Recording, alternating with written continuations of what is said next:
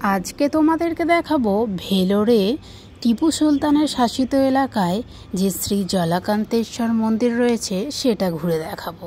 তো তার জন্য দেখো ওখানে যে পার্ক রয়েছে, ভাবলাম ঘুরে টুরে কিছু তো খেতে হবে, তো তার জন্য বেশ কিছু ফল নিয়ে আমি কাটতে বসে গেছি।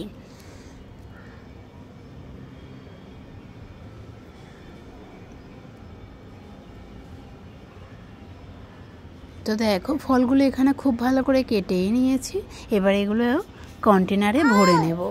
দেখো ঘোরাফেরা করে একটু তো খাওয়ার মন হয়, তবে এখানে বাইরের খাবার খুব একটা আমরা খাচ্ছি না, তাই জন্য ভাবলাম ফলগুলো কেটে নিয়ে যাই, একটু খাওয়া যাবে। তো দেখো কাটা হয়ে গেছে, এবার চলো রেডি হয়ে নিই। তো দেখো রেডি হয়ে বেরিয়েই গেছি, এবার গিয়ে দেখা হবে। দেখো সামনে যাচ্ছে আমার শাশুড়ি, আমার হাজবেন্ড, আর সাথে আমার ছেলে রয়েছে। তো এসেই গেছি, এই যে ওভারব্রিজটা দেখতে পাচ্ছ, ওভারব্রিজ টপকালে এই দেখো এসে গেছি টিপু সুলতানের শাসিত এলাকায়। এই এলাকাটা এই যে দেখতে পাচ্ছ সব কিছু পুরোটাই টিপু সুলতান এখানে শাসন করতো যখন, সেই এলাকা। তো দেখো চারিদিকে শুধু সবুজ গাছপালায় ভর্তি, আর রাস্তাঘাট কি পরিষ্কার দেখতে পাচ্ছ, পুরো একটা ঐতিহাসিক স্থান। তো চলো এর ভিতরটা এবার ঢোকা যাক। এই যে দেখতে পাচ্ছ গেট,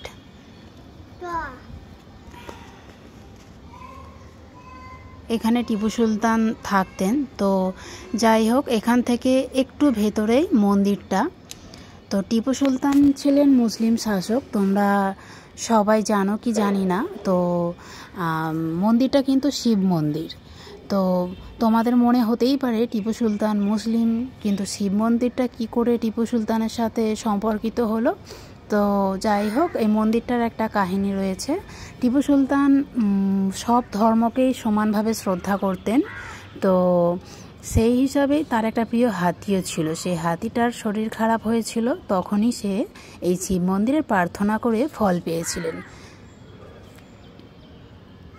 তো ওনার শাসিত এলাকায় সেই সময় বহু হিন্দু মন্দির ছিল, তো সেইগুলোকে সবগুলোকেই তিনি কিন্তু প্রাধান্য দিতেন।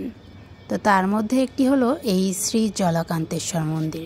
তো দেখতে পাচ্ছ চারিদিকে এই স্থানগুলো। তো এই দেখো এসে গেছি মন্দির। তো এই মন্দিরের বাইরের দৃশ্যটা ঠিক এরকম, বিশাল উঁচু আর বিশাল জায়গা ধরে মন্দিরটা। তো মন্দিরের বাইরেটা বলতে এটা কিন্তু গেট, প্রথম গেটটা পেরালাম। তো দেখো ভেতরে দ্বিতীয় গেটটাও দেখা যাচ্ছে, দ্বিতীয় গেটটাও সেম দেখতে। তো চারিদিকের কারুকার্যগুলো দেখতেই পাচ্ছ, নিখুঁত একদম স্থাপত্য ভাস্কর্যে ভর্তি, পুরো একটা ঐতিহাসিক স্থান বলতে পারো।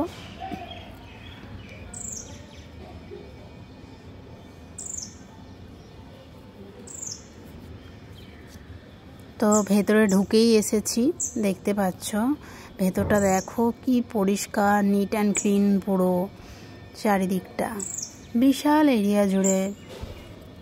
তো তোমাদেরকে সবটাই ঘুরে ঘুরে দেখাচ্ছি। এই যে হচ্ছে মেন মন্দিরের ছবিটা দেখতে পাচ্ছ, সামনেই রয়েছে এই মন্দিরের সামনেই রয়েছে দেখো গণেশ ঠাকুরের মূর্তি, মন্দির বলতে পারো।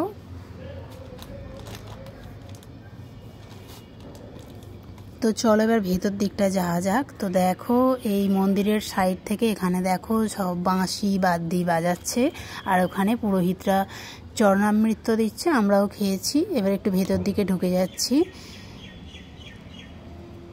তো এখানে দেখো আরও একজন পুরোহিত রয়েছেন, ইনি সবাইকে কপালে সিঁদুরের টিপ আর একটা কি হয়তো যজ্ঞের ছাই দিচ্ছে, তো আমরাও নিয়ে নিলাম। তো আমাদের সাথে পুরোহিতটা খুব সুন্দর কথাও বলছিল। তো এবার ভেতর দিকটা আরও ঢুকে যাব, বিশাল এরিয়া। বন্ধুরা তোমরা এখানে অবশ্যই যদি পারো একবার এসো, মানে প্রাণ জুড়িয়ে যাবে পুরো। মানে কি বলবো, বিকেলের দিকে পারলে একটু ঘুরতে আসবে, খুব ভালো লাগবে। একদম শান্ত পরিবেশ, চারিদিকে শুধু গাছ, সবুজ গাছ। এই যে মঞ্চটা দেখতে পাচ্ছ, এখানে ঠাকুরের পাঠ হয়। দেখতেই পাচ্ছ নানান ধরনের ঠাকুর দেবদেবীদের মূর্তি রয়েছে, এখানে হোমযজ্ঞ হয়। তো এবারে দেখো এর ভেতরে এবারে আসল কাহিনী। এই যে শিবলিঙ্গটা দেখতে পাচ্ছ দেবী পার্বতীর গর্ভগৃহের সামনে, এটা ওই যে টিপু সুলতানের যখন হাতিটার শরীর খারাপ হয়েছিল, প্রার্থনা করে শিব ঠাকুরের কাছে হাতিটা সুস্থ হয়ে গেছিল, তাই তখনই টিপু সুলতান এই শিবলিঙ্গটা এই মন্দিরে দান করেছিল। তো দেখো এখানে সারি সারি করে আরও নানান ধরনের দেবতা দেবীদের মূর্তি রয়েছে, সবগুলোর নাম তো আমি জানি না। তো দেখো তোমরা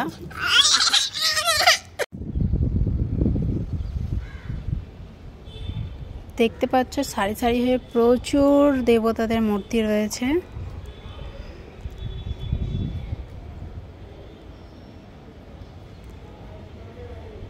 তো মন্দির থেকে বেরিয়ে এসে বাইরের এই দৃশ্যগুলো একবার দেখো, বিশাল সুন্দর কারুকার্য, পুরো নিখুঁত। উপর দিকটাও দেখো।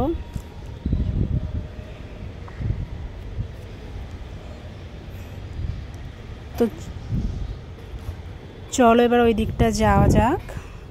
তো দেখো মন্দির থেকে এবার বেরিয়ে এসেছি, বাইরেটাও দেখো গাছে গাছ ভর্তি, যার রাস্তাগুলো দেখো খালি। তো এই যে এই সাইডটা মন্দিরের একদমই পাশে, এটাও ওই টিপু সুলতানের এলাকায়।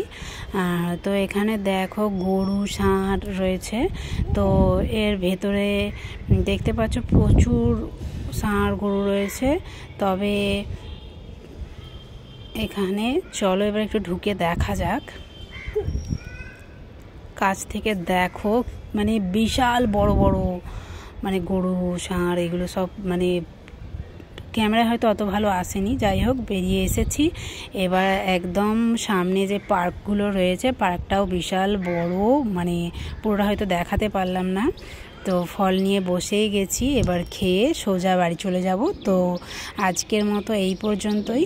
তো ভিডিওটা তোমাদের কেমন লাগলো অবশ্যই কমেন্টে জানিও।